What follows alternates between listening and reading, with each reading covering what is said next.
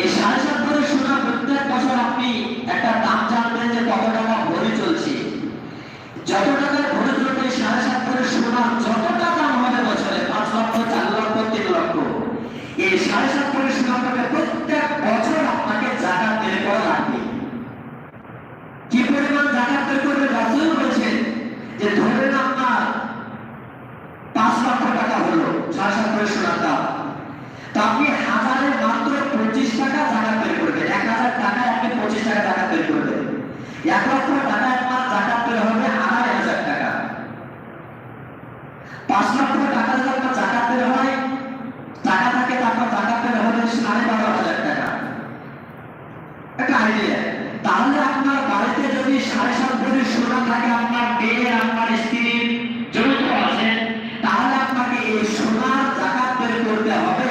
যদি যাকাত বের না করেন তাহলে কাল কিয়ামতের মাঠে আল্লাহ রাসূল বলেছেন, আল্লাহ সুবহানাহু ওয়া তাআলা বলেছেন যে ওই সোনা গুলোকে উত্তপ্ত আগুনে হিট দিয়ে তাতিয়ে উত্তপ্ত করে আপনার পৃষ্ঠদেশে, পিঠে এবং এই বুকে আপনাকে শাস্তি দেওয়া হবে, চেপে ধরা হবে।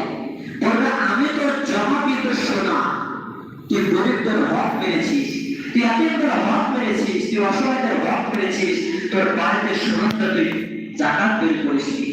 যদি আপনার 7 ভরি, 7.5 ভরি না, 7 ভরি আপনাকে যাকাত লাগবে না। 7.5 ভরি হলে যাকাত লাগবে। আপনার 19 মণ ধান হলে যাকাত দিতে হবে না। অত আপনার কথা করেন, যদি পরিমাণ হয় দেবেন। আর 19 মণ আপনার সেটা ইচ্ছা, যে আল্লাহ জমি থেকে দিয়েছে সেটা আমি ইচ্ছা করে দেব। তাহলে 7.5 ভরি সোনা যদি থাকে আপনাকে যাকাত বের করা লাগবে। আর যাকাত যদি বের না করে তাহলে আপনাকে কিয়ামতের মাঠে জবাবটা দিতে হবে, আপনাকে শাস্তি ভোগ করতে হবে, জাহান্নামের আগুনে পড়তে হবে।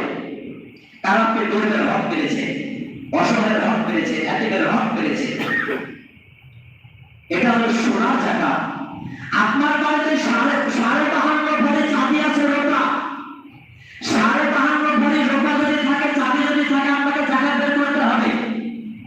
এই 52.5 ভরি চাঁদি বা রোপা যাকাত যদি বের না করে প্রত্যেক বছর যদি কত হবে না। আপনি একবার খাবেন না, সারা শুকিয়ে থাকবে, এটা হয় নাকি? আপনাকে প্রত্যেক বছরই আপনাকে যাকাত বের করতে হবে। 52.5 ভরি চাঁদি বা রূপা যদি থাকে আপনাকে যাকাত বের করা লাগবে। আর যাকাত যদি বের না করে আপনাকে ওই চাঁদিগুলোকে উত্তপ্ত জাহান্নামের আগুনে, লেগিয়ে হাসিক আগুনে উত্তপ্ত করে আপনাকে শাস্তি দেওয়া হবে। আপনার পিঠে, আপনার বুকে, আপনার কপালে, আপনার গালে ছাকা দেওয়া হবে। বলবে আমি তোর জমাকৃত চাঁদি, আমি তোর জমাকৃত সোনা, আমি তোর জমাকৃত ধান, গম, এর শাস্তি আজকে তুই ভোগ কর। আদেশ প্রমাণ করে যে ওই সোনা চাঁদিগুলা একটা মানে সাপে পরিণত হবে, যে সাপের চোখ থাকবে না, ছোট্ট একটা সাপ আপনাকে গিলে খেয়ে নেবে যারা যাকাত বের করেন না। এটা হলো সোনা এবং চাঁদের যাকাত। এবার আসেন পবিত্র মাহে রমজান মাসে আমাদের যে যাকাত, যাকাতুল ফিতর যেটা বলা হয়েছে, যাকাত কখন ফরজ হয়? আল্লাহ রাসূল সাল্লাল্লাহু আলাইহি ওয়াসাল্লাম বলেছেন, হযরত ওমর বলেছেন যে ঈদের নামাজ পড়তে যাওয়ার আগে আমাদেরকে যাকাত দিতে হবে, অর্থাৎ ফিতরা দিতে হবে। ঈদের নামাজ পড়তে যাওয়ার আগে, কতটা আগে বলে দিচ্ছি, ঈদের নামাজ যখন পড়তে যাবেন তার আগে আমাদেরকে যাকাতুল ফিতর, এই ফিতরা আদায় করতে হবে। এই ফিতরা যদি ঈদের নামাজ পড়তে যাওয়ার আগে যদি আমরা আদায় না করি তাহলে আমাদের ঈদের নামাজ বা ঈদের রোজা হবে না, বা যাকাতুল ফিতর আদায় হবে না। আল্লাহ রাসূল সাল্লাল্লাহু আলাইহি ওয়াসাল্লাম বলেছেন যে আমাদেরকে এই যাকাত বের করতে হবে, ওষুধ যাকাতুল ফিতর দিতে হবে ঈদের নামাজ পড়তে যাওয়ার আগে।